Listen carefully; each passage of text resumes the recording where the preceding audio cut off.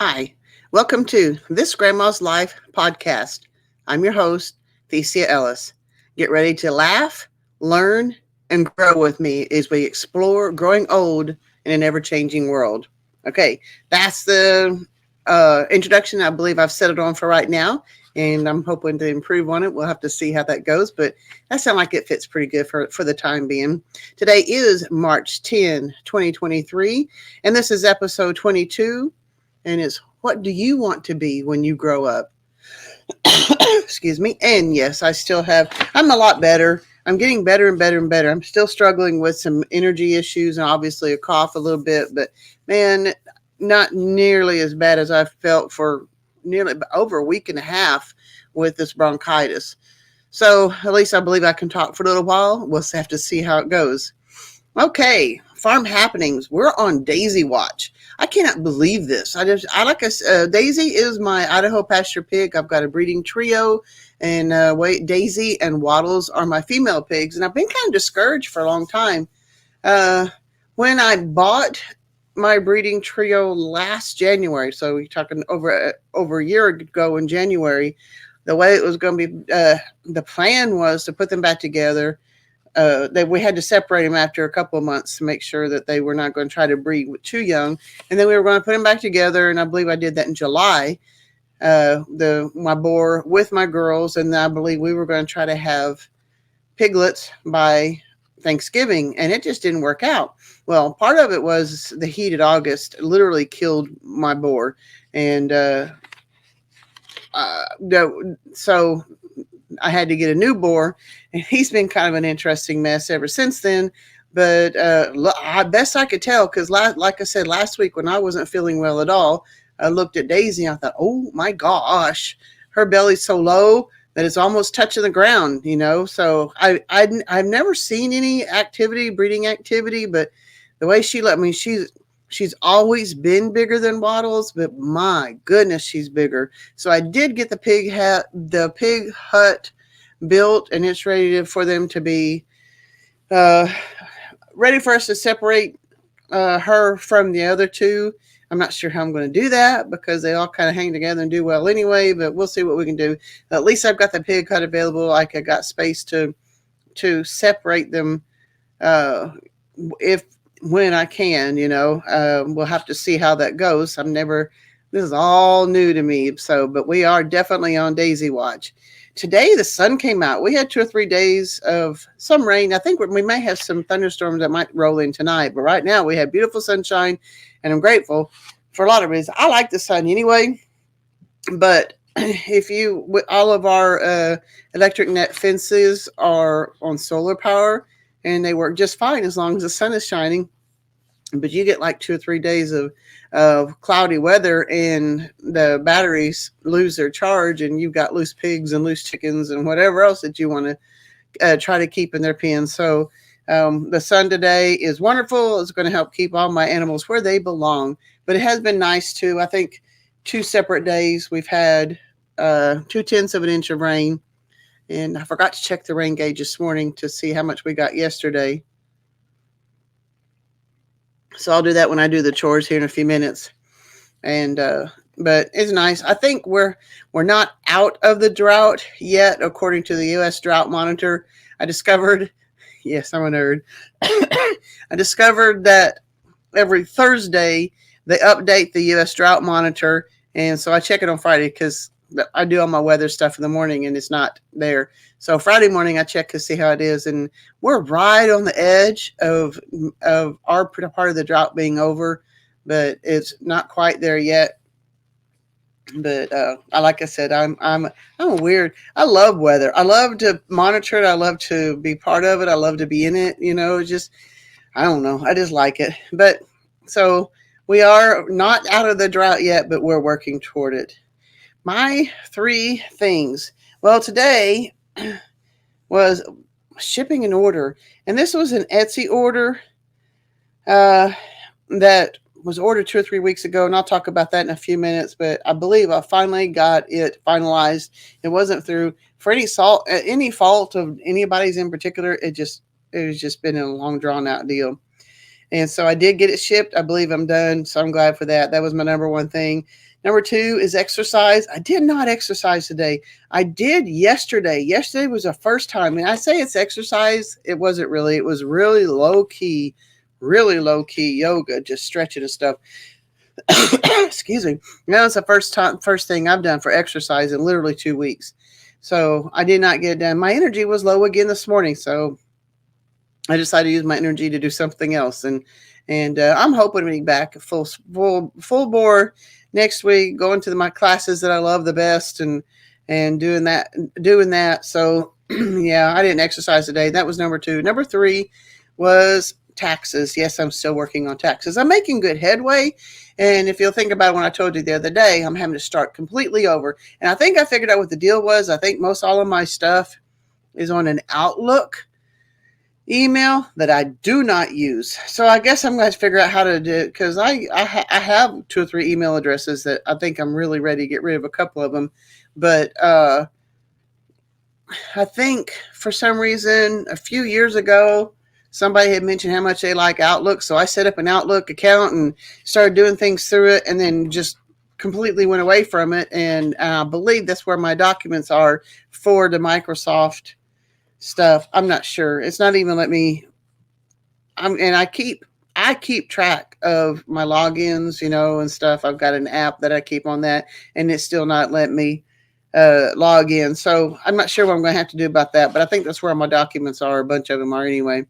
And so I had to start all over. And I'm up to May. I finished May, so I've got a long way to go. But I have made some progress. And of course, today's Friday, so I did a bunch of errands today. Not as many as I usually do, because I think I had to do a few of them yesterday. But I did get my Friday errands done. I picked up groceries. I picked up feed, and just took care of some things so that we can have everything done for the weekend and ready to go, I hope.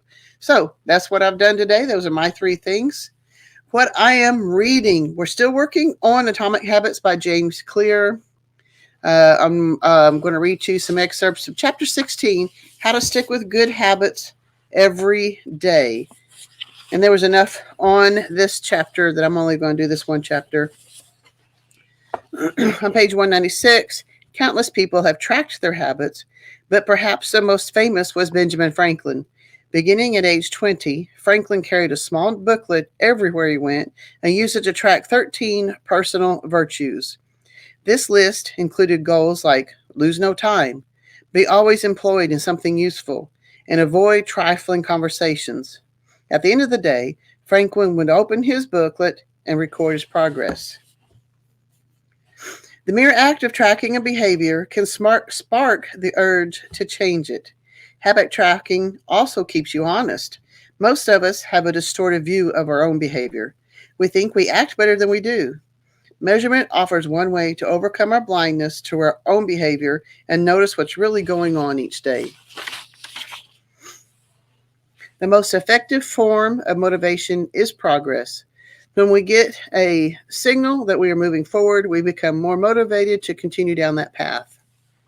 Habit tracking. Number 1, creates a visual cue that can remind you to act. Number 2, is inherently motivating because you can see the progress you're making and don't want to lose it. And number 3, feels satisfying whenever you record another successful instance of your habit. Furthermore, habit tracking provides visual proof that you are casting votes for the type of person that you wish to become, which is a delightful form of immediate and intrinsic gratification. Many people resist the idea of tracking and measuring. It can feel like a burden because it forces you into 2 habits, the habit you're trying to build and the habit of tracking it. Manual tracking should be limited to your most important habits. It's better to consistently track 1 habit than sporadically track 10.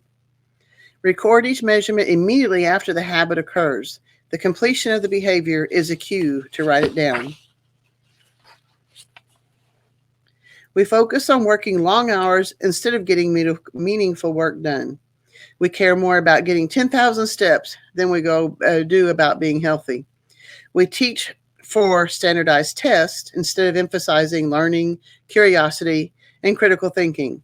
In short, we optimize for what we measure. When we choose the wrong measurement, we get the wrong behavior. This is sometimes referred to as Goodhart's, is Goodhart, Goodhart's law. Named after the economist Charles Goodhart, the principle states, when a measure becomes a target, it ceases to be a good measure. Measurement is only useful when it guides you and adds context to a larger picture, not when it consumes you. Each number is simply one piece of feedback in the overall system. All of this to say, it's crucial to keep the habit tracking in its proper place. It can feel satisfying to record a habit and track your progress, but the measurement is not the only thing that matters. And that's all for chapter 16. Just gives you a little bit of insight on some ways of keeping track of habits and how your mindset can be to help you with tracking the habits. All right, my quote of the day. And this was an interesting one. This is from Lucinda Williams. And I've decided recently that as I share the quotes of the day, that I want to learn a little bit about the author of the quote. And I had no idea who this was. And I don't know, I looked her up. But Lucinda Williams is a singer-songwriter. And she's actually even an award-winning singer-songwriter, but I didn't recognize any of her music. And it's kind of weird because she does rocks and blues and country music and Americana. She is 70 years old now. She was born in 1953. And I was looking at her pictures of her and reading out about her a little bit, but I still wasn't familiar with her music. But it was cool, because when you read a quote, you go, "Oh, Lucinda Williams," or whomever it is, Benjamin Franklin, stuff like that. It's easy to go Benjamin Franklin. Ooh, he was somebody who did this, this, and this, and he was really famous and one of the founding fathers and all that other stuff. And then you do Lucinda Williams, and it's somebody you never even heard of. And you should, because they kind of live in your same time. She's older than me, but not a whole lot. So it was cool to learn about her. But her quote of the day is, "As it turns out, now is a moment you've been waiting for." And I like that. You think about it. We're all like, you hear the quote, "When my ship comes in," and all that other stuff. And well, maybe some of you have not heard that one, but a lot of people are waiting for something to change. People are waiting for things to get better, waiting for something to change in their life before they pursue a specific goal or endeavor. And what she's saying is, as it turns out, now is a moment you've been waiting for. And I like that. Now, there are some things that, yes, you do have to wait for and stuff like that. But if nothing else, you can prepare for what that time or that event that you want. So whenever you can do that, then you're able to jump on it. So prepare yourself now for the things that you want. So even if you can't have them now, you are preparing, and you can be part of it when it does happen. What's on my mind? Well, taxes. I'm trying to do the taxes still. Like I said, I'm trying to get them caught up. And I say taxes, basically is just my monthly expenditures for the different things I'm doing, for the farm, for the podcast, for my YouTube channels and stuff like that. And what's really cool is I just keep track of the stuff, and we've got a good CPA, and he's the one that determines whether we can use whatever expenditures I have recorded. And that works out good. I just make sure that the information I provide him is accurate, and he can determine what to do with it and how to apply it to the taxes. And that works out really good for me. But that is what I'm working on now. I keep all of my receipts. I keep all that other stuff, but I also make up spreadsheets. Excuse me. He makes up the spread. I make up spreadsheets, so it makes it easier for him to find the information he needs. And of course, then you got all the W-2s and all the other things that you got to turn into them and stuff too. Time to do chores. All right. And the other things on my mind is this Etsy order. I had a customer, she ordered some stuff, and it was a really nice order, but it's been a few weeks ago. And I thought, woohoo. And I got up and I started trying to fill the order, and I discovered that one of the things she had ordered had gotten broken. And what I do is I have just unique hand-poured beeswax candles. I find cups or or just little different containers. And I melt wax and make up little candles out of into these like votive type things, And and then there I also have some eucalyptus candles and some lavender candles that I keep in jars. So she had ordered several candles, and one of them was broken. I thought, oh no. So I had to contact her for that. I couldn't sell it to her because I don't have another one like it. And then I discovered that she wanted some. I had some punch bowl or punch cups. You have the big cup. You have the big punch bowl with the little cups that come with it. Well, one of the ones she wanted didn't match. She wanted 3, and I had only had 2 that matched. So I had to contact her for that. And then she was wanting free shipping over a certain amount. And I had never set that up. And I thought, okay, that's my fault. So I went to go set it up and everything. And then she got busy at work. And I don't know, this is going on 3 weeks that we've been trying to get this worked out. We finally got it all worked out and to the price that she wants and everything like that. But by the time we got all that worked out, it looks like Etsy's not letting me print up labels. So I had to start over on that too. Well, I just did my own, and I did get paid for it, and so we got that set up, and so I'm glad that's done. It kind of made me come to the realization pouring up these beeswax candles is very time consuming. By the time you get the wax melted, I mean, it's not something you can melt in a microwave or anything like that. You have to put in a double broiler, and I don't know. It's very time consuming and a lot of work. So I think I'm going to be in the process of shutting down my Etsy shop and Kenzie's candles. Now Kenzie's candles, when I started that, Kenzie's 16 now, and I started when she was 9 because I was wanting her to learn a form of entrepreneurship. I want her, and she did the logo. I love the logo she did. Of course, as she's gotten older, she doesn't like it because it's 9-year-old artwork, but it was good for me and I liked it. It fit perfectly what I was looking for at the time. And, but I was wanting her to learn, the profit and loss part of it. So we had spreadsheets of how much we paid for the cups, how much wax was in it, how many ounces of wax were in each candle and the cost of the wax for it and stuff like that. And then the spreadsheet would determine how much you charge for a candle and what your profit and loss was on it, stuff like that. And, I was telling her, of course, she was 9 at the time. I said, so we need to charge $9 for this candle. She goes, so if we sell a candle for $9, we get $9. I went, well, yeah, but then you guys subtract all of the materials that go into it. She goes, well, that only makes like the total. My part of it is only like $1.50. And I'm going, yeah. I mean, because she was getting a percentage of what. If she helped pour the candles, or if she helped whatever she helped, it made the percentage of her profit, and then she discovered it was not worth it and stuff. So I kind of held on and was doing things with this candle, and I was kind of hoping to expand it and stuff, but it's just I don't have the desire to pour candles anymore. I've got other things I'm trying to do, like remodel the house, and I need to do the garden, and I've got my animals and all that other stuff. I've got plenty to keep me busy. I don't need to be pouring candles on the side. So I'm thinking about I'm going to start the process of shutting everything down on that and get that done. But it was nice to be able to do that and fill this lady's order and finally get it done for her. I felt bad for her, but we got it done. I am so sorry. I'm so trying to get over this bronchitis. I had even tried to get into a doctor. I finally thought, oh man, I really need to get into a doctor. And I don't have a primary care physician right now that I'm wanting to see. I've got one, but I don't want to see her anymore. She made me mad. So I was trying to open a new one, and the earliest they can get into me is like March 18th or something like that, which is fine. But by then, I'm definitely going to be better by then. So my main subject today is, what do you want to be when you grow up? And you're going, lady, you're 60 years old. What do they mean? What do you want to be when you grow up? Come on, I'm still alive, and so are you. And if you're not doing what you want in life, you need to be working toward it. And that sounds really crazy to a lot of people. But especially when we get to be our age, who cares?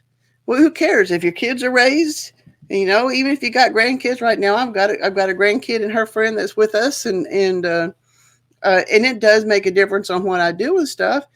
And many of us are married and everything like that. But what do you want to do in your life?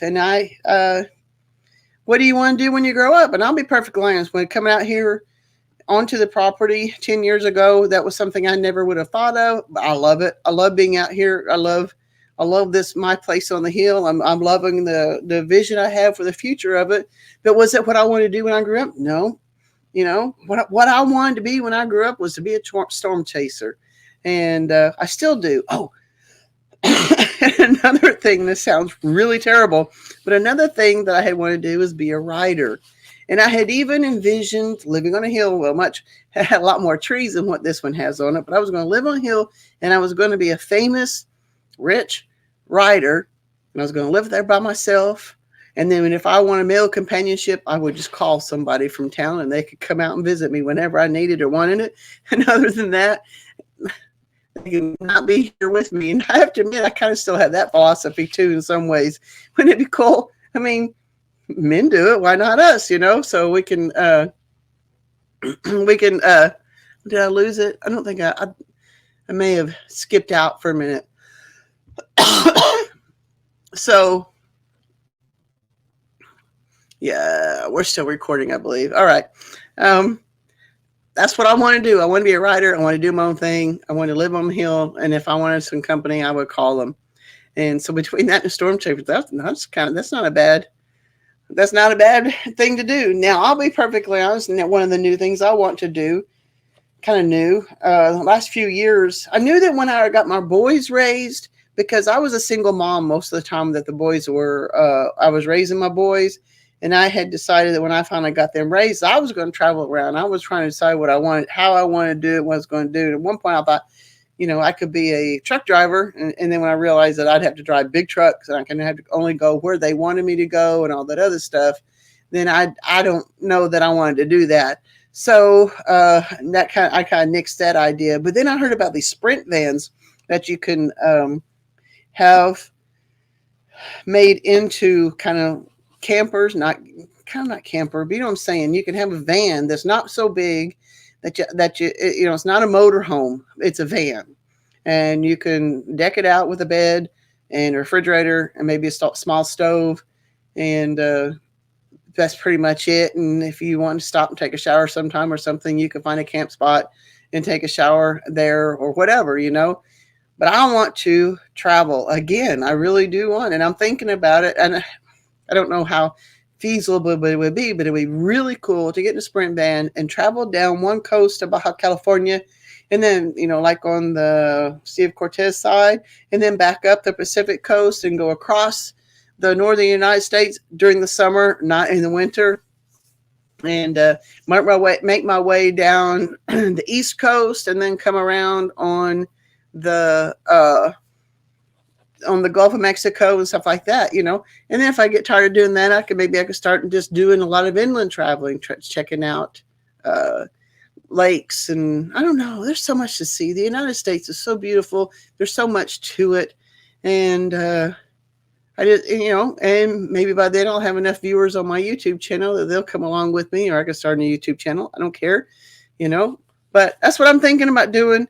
That's what I want to be when I grow up, is storm chaser and a writer and travel around. My story of the day, and I may have told you this story before, probably have. Whenever, well, there's two stories involved with it. The first one was whenever I believe it was 11, I was part of a boys baseball team, and we were trying to, I think I was in right field. It was hot. It was muggy. This was in Southwest Oklahoma. This is where I spent my teenage years, or early. I was there from like 10 years old to 17 years old. And it was just hot and muggy. It was terrible day as far as weather. And I looked up, and up to 5 tornadoes were spinning up in a row. And a couple of them would dissipate, and then something would spin up again. And, it finally, one of them turned into a full-fledged tornado. And it started hailing really hard, huge rocks and stuff. And rock sized, and I don't know what the size were, but they were big and dented a lot of cars big. Okay. And it chased us home. I don't think my dad wasn't with us. So it was my brother and sister and myself and my mom, and mom was driving. And you know how it is with country roads. They kind of, you go around people's fields and stuff. So the tornado was literally chasing us from Fort Cobb, Oklahoma, all the way back to the little town of Ouachita where I lived.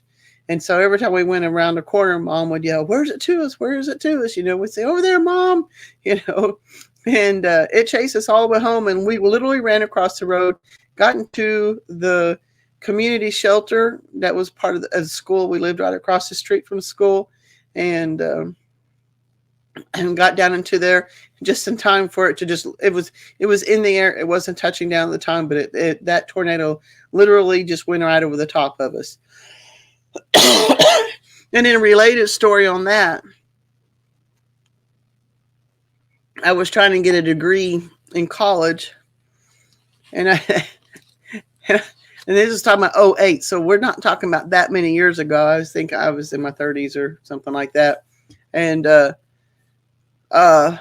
one of the classes you had to take a speech and everything. So I thought, well, and we could choose what we want to talk about. So I did one on tornadoes, and it had to be 7 minutes long. I think it had to be 5 to 7 minutes long. I think that's what the deal was. I was telling the story the other day to somebody, but it needed to be 5 to 7 minutes long.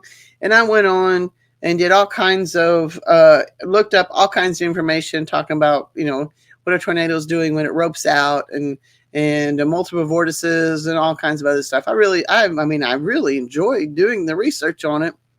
So I got up there, and nobody likes to do speeches. They're scared to death. They would rather, some people say they would rather die than do public speaking. It's like, yeah, I'm okay with giving public speech. I mean, I get nervous and over and wound up and stuff, but it's not a death thing to me. So I got up there and I'm getting all wound up, excited about what I'm talking about. And our instructor, she was from South Africa, but she had the British accent, and because she spoke the Queen's English, and about 7 minutes into it, she goes, "Excuse me, but you've gone over on your time." And I'm just now getting to the multiple vortices. Can I finish it? I suppose. And so I went over. I guess it docked me, but I was enthusiastic. I loved what I was talking about. I was having a good time, and she let me finish, and I was glad. Because if she had not let me finish it, I would have really felt like it would have felt really bad to me because I wasn't able to finish it. You've got to come to an end. You've got to come to a conclusion, and you've got to leave your conclusion with your audience and stuff. So, yeah, I'm one of the few ones that really enjoyed giving my speech at the in speech class when I was in college. And that's all I've got today. Where I can be found is on grandma's homestead.farm. Yay, I'm finally putting some stuff on. I even got one recipe on there. I'm doing some blog posts. I've learned how to do them. So that was so grandma's homestead.farm. Check me out there. My main YouTube channel is, I'm losing my voice. Sorry, guys. Grandma's Homestead is my YouTube channel. Another one I have is Farm Animal Life. And that's just when I put a camera in with different animals, and you get to watch them interact with each other without human interaction, I guess is what you would say. I'm on Instagram and TikTok, Facebook, MeWe, and Twitter on different versions of Thecia Ellis. So I'm going to get off of here. I'm losing my voice. I'm sorry. And as I say, guys, always, whatever you want to be when you grow up, that's for one thing, but live until you die. This is all we've got, guys. When we see the Lord, you need to be able to say, I did my best for you, God. I didn't just sit there and watch television my whole life. So God bless, guys. I'll see you next time.